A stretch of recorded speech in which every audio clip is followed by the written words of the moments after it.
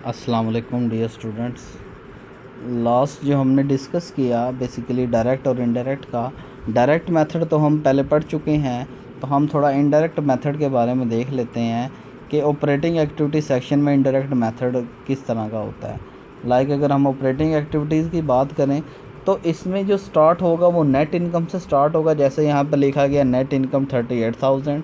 और आगे हम देखेंगे कि जी कैश हमारे पास के अकाउंट रिसीवेबल में इजाफ़ा हो रहा है, मर्चेंडाइजिंग में इजाफ़ा हो रहा है, प्रीपेड एक्सपेंस में इजाफ़ा हो रहा है, अकाउंट पेबल में कमी हो रही है, इंटरेस्ट पेबल में कमी हो रही है, टैक्स में इजाफ़ा हो रहा है। तो कौन सी पॉजिटिव अमाउंट है, कौन सी नेगेटिव अमाउंट है? तो पॉजिटिव अमाउंट को प्लस कर लेंगे, नेगेटिव अमाउंट को भी प्लस कर लेंगे, दोनों का डिफरेंस लेकर फिर जो पॉजिटिव होगा तो 38,000 जो है उसमें ऐड कर लेंगे, अगर नेगेटिव होगा तो माइनस कर लेंगे।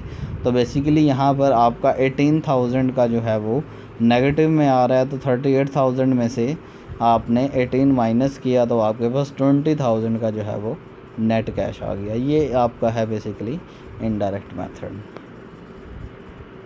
नेक्स्ट हम डिस्कस करेंगे cash flow from investing activities. तो the third major step in preparing the cash flow is to compute and report cash flow from investing activities. कि जो थर्ड मेजर स्टेप है इसमें आप क्या करते हो, इन्वेस्टिंग एक्टिविटीज़ जो हैं वो उनको रिपोर्ट करते हो कि आपको कितना कैश रिसीव हुआ और कितना कैश आउटफ्लो हुआ। We normally do this by identifying changes in all non current assets account. कि इसमें आप नॉर्मली क्या करते हो कि नॉन करंट एसेट अकाउंट को देखते हो, दूसरा current asset account, current account for both notes paper and investment in securities excluding trading securities. कि इसमें आप एक तो नॉन करंट एसेट अकाउंट देखते हो, दूसरा करंट अकाउंट देखते हो। We then analyze changes in these accounts to determine the effect, if any, on cash and report the cash flow effect in the investing activities section of the statement of cash flow। तो इसमें हम सबसे पहले 3 stage process करते हैं analysis. Information to compute cash flow from investing activities is usually taken from beginning and ending balance sheet and income statement. वो basically कह रहे हैं कि इन्वेस्टिंग एक्टिविटीज़ की जो इन्फॉर्मेशन है वो आप कहाँ से ले सकते हैं, वो आप बैलेंस शीट से ले सकते हैं और इनकम स्टेटमेंट से ले सकते हैं। We use 3 stage process.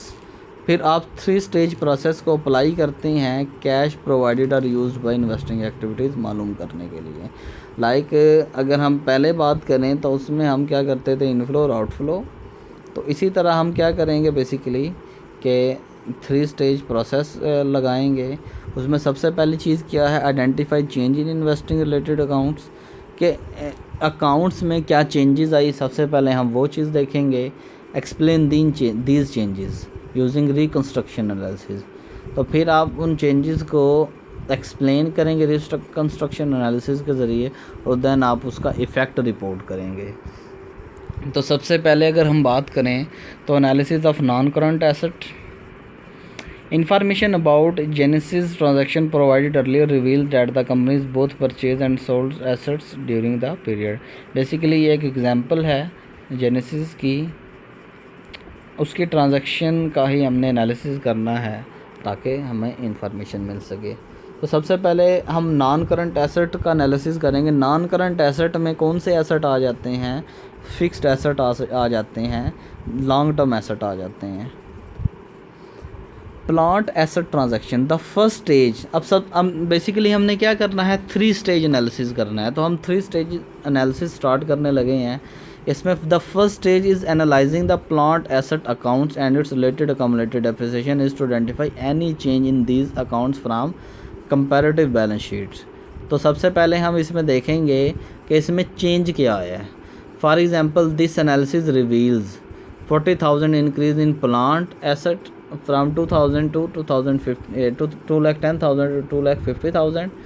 कि आपके पास पहले एसेट थे 2,10,000 के और अब एसेट हुए 2,50,000 के। तो एसेट में कितना चेंज आया, 40,000 का। इसी तरह 12,000 इंक्रीज इन अकोमोलेटेड डेप्रिसिएशन। के पहले आपके पास डेप्रिसिएशन 48,000 थी और अब कितनी हो गई, 60,000। तो अकोमोलेटेड डेप्रिसिएशन में कितना चेंज आया, 12,000 का।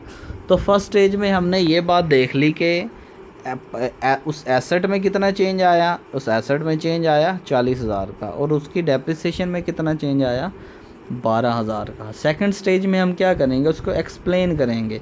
The second stage is to explain these changes. Item B and C of the additional information for Genesis are relevant. In this case, recall that the plant assets account is affected by both assets purchase and sales, while its accumulated depreciation is normally increased from depreciation and decreased from removal of accumulated depreciation in asset sale. तो जब हम इसको explain करेंगे तो आप अगर इसमें देखें to illustrate item B reports Genesis purchase plant asset 70,000 by issuing 60 in notes payable, कि जो वो कंपनी है जेनेसिस वो 70,000 का एक प्लांट बाय कर रही है। अब बेसिकली देखो ना, हमने पहले स्टेज में क्या किया, हमने ये देखा कि पहले प्लांट था 2,10,000 का, तब्दीली हुई 2,50,000, तो डिफरेंस कितने का आ गया 40,000 का इजाफा हुआ। तो इसको हमने देखना है कि ये इजाफा कैसे हुआ।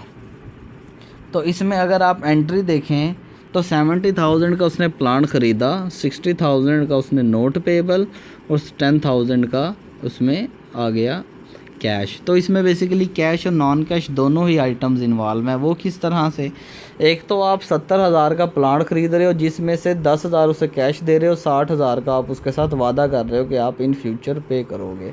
तो एंट्री हमारी होगी प्लांट टू नोट्स पेबल और कैश अकाउंट।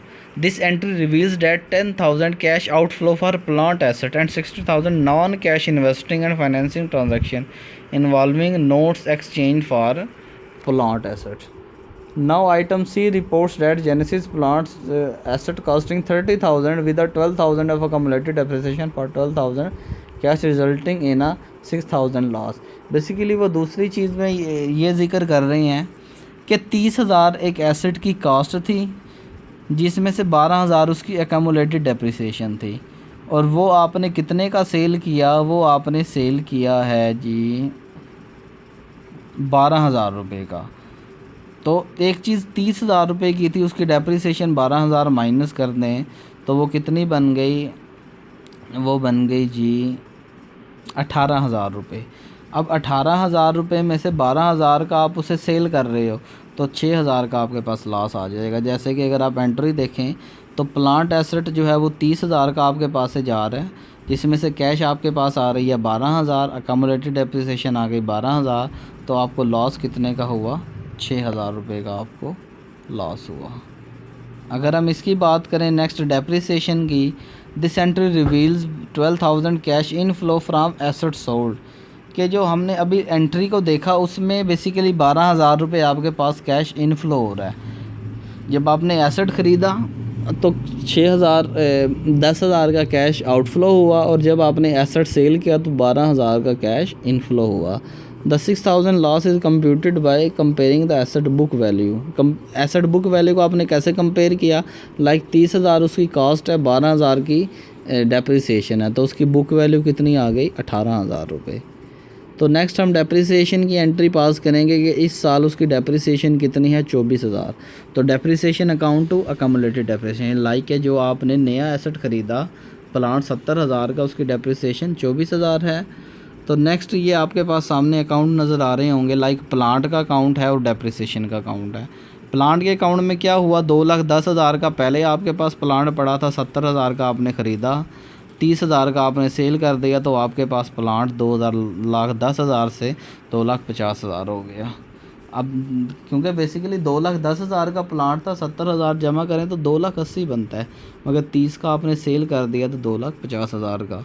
इसी तरह अगर हम डेप्रिसिएशन की बात करें तो डेप्रिसिएशन जो है वो पहले थी 48,000, इस साल है 24,000, तो टोटल हो गई 60,000, जिसमें से 12,000 की आपने वो एसेट सेल कर दिया, तो वो डेप्रिसिएशन भी हमारी क्या हो जाएगी, माइनस हो जाएगी। तो हमारे पास डेप्रिसिएशन अब कितनी रह गई 60,000, क्योंकि 48 और 24 ये कितना हो जाता है, ये हो जाता है 72। तो 72 में से जब 12 माइनस करेंगे तो 60,000 का हमारे पास बैलेंस रह जाएगा। सेम इसी तरह analysis of other assets, many other assets transactions are considered investing activities can affect a company's cash flow. Since Genesis does not enter into other investing activities, basically कह रहे हैं कि अदर इन्वेस्टिंग एक्टिविटीज़ में वो company involve नहीं हुई। अगर वो कंपनी इन्वॉल्व होती तो उसके लिए भी हम सेम यही प्रोसीजर 3 स्टेज प्रोसीजर जो है वो अप्लाई करते, ताकि हमें अदर एसेट्स का भी एनालिसिस करके मालूम हो जाता है कि कैश हमारी कितनी इनफ्लो हुई है और कितनी आउटफ्लो हुई है।